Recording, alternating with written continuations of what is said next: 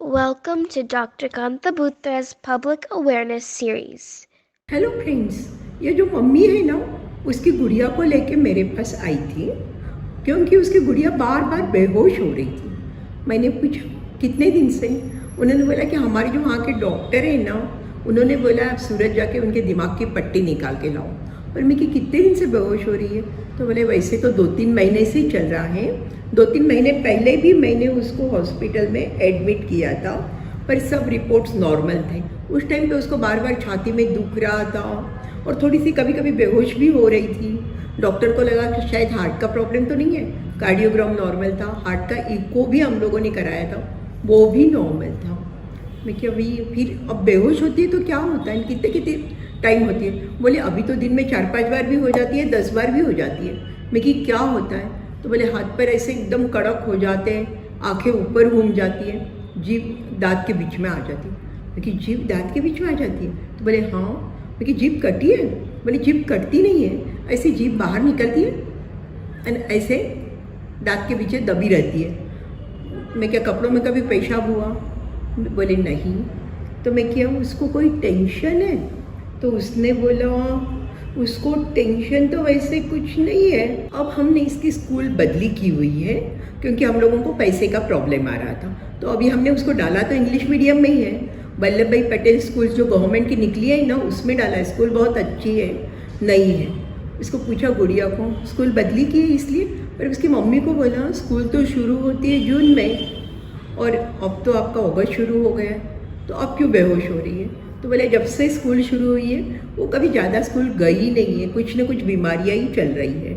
फिर उसके साथ में एक उसकी लड़की के मासा जी थे, वो भी शायद सब लोग एक ही घर में रह रहे थे, नाना के घर में। उसके मासा जी मासी भी रहती, नाना नानी भी रह रहे थे और गुड़िया और उसकी मम्मी भी रह रही थी।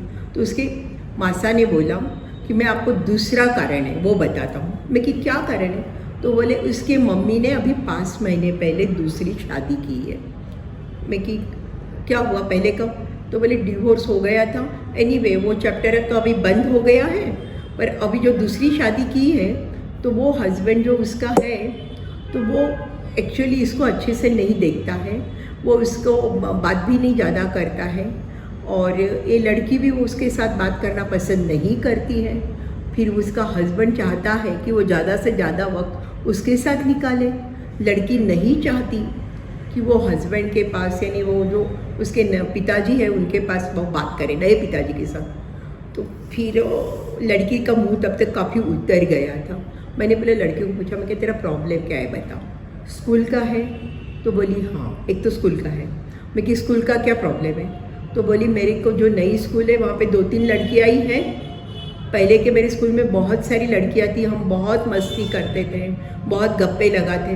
अब यहाँ पे मेरे साथ बात करने के लिए भी कुछ नहीं, कोई नहीं है। मैं कि और कोई प्रॉब्लम है? बोले मम्मी भी अभी मेरे को पहले जैसे ही प्यार नहीं करती है। मैं क्या ऐसे क्यों लगता है तेरे को? मम्मी तो हरदम ही प्यार करती है। तो बोली कि तब तक थोड़ी सी बेहोश जैसे वापस हो गई थी।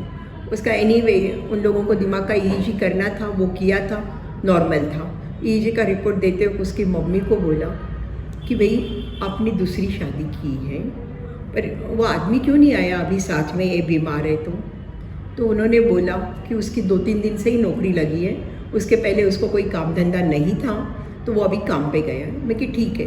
मैं कि वो इसके साथ कैसे रहता है?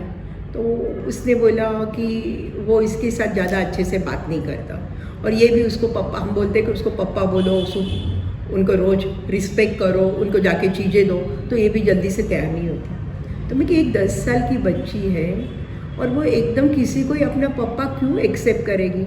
पहले मम्मी पापा पहले होते हैं, बाद में बच्चा उनके सामने बड़ा होता है। अब 10 साल की बच्ची को आप बोलोगे कि मैंने शादी की है इसलिए उनको पापा बोलो, तो वो कैसे करेगी? उसको क्या समझेगा उसमें?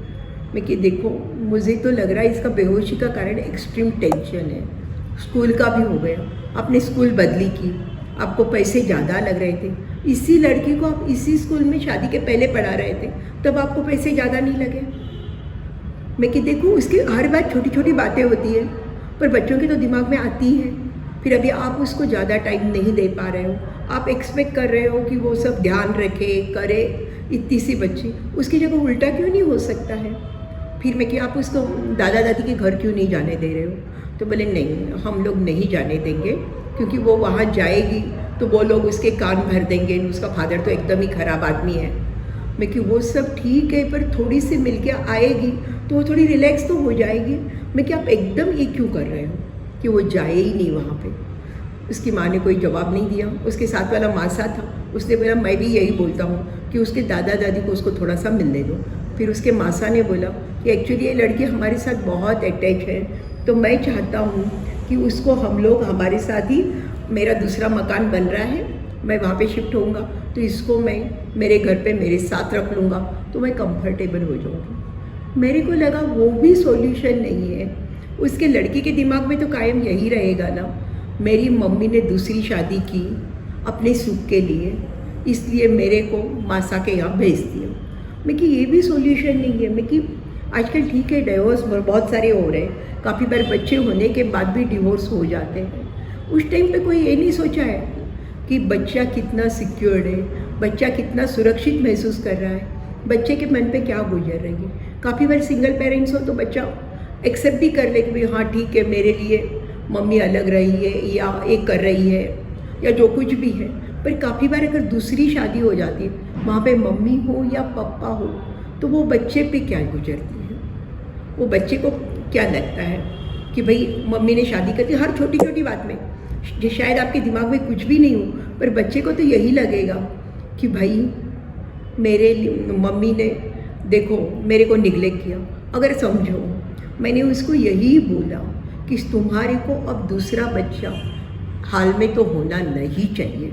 अगर तुम्हारा बच्चा दूसरा हो गया तो ये लड़की की हालत क्या, कितनी ख़राब होगी।